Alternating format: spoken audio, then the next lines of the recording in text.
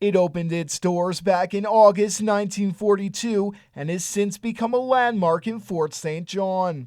The Condill Hotel back in the 1940s and 1950s was sort of one of the places to stay. We didn't have very many hotels in town at that time, and it was a good place to stay, to have a hot bath. Lots of people came in, like townspeople came in, and they'd pay 75 cents because the Condill had electricity, so they had hot running water, so they could bring their own soap and towel and take a bath instead of hauling all the buckets from their pumps and heating them up on the stove and pouring their own bath at home.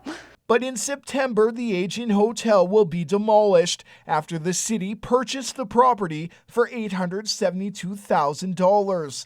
The decision is based on the city's downtown action plan to redevelop the city center into a more family-friendly and safe downtown. It is a key location downtown, a fabulous place to be, and when you look at the community and all of the plans that we have, and in particular the Downtown Action Plan, that is a phenomenal location. Once the hotel has been demolished, the vacant land will be added to the city's strategic land assembly, and any proposed development will follow official zoning bylaws. There are 3 separate land titles there. And so we could have 3 different distinct business entities going in there that will enhance our downtown and just create that safe and welcoming downtown that we're looking for. The decision comes on the same year the hotel and the Alaska Highway celebrate their 75th anniversaries. It's disappointing to lose yet another heritage landmark, but then there are all sorts of considerations to take into account when you look into whether a building is worth saving and so on in terms of their condition and everything. Although the building is at the end of its life cycle, it still serves a historic importance to the community.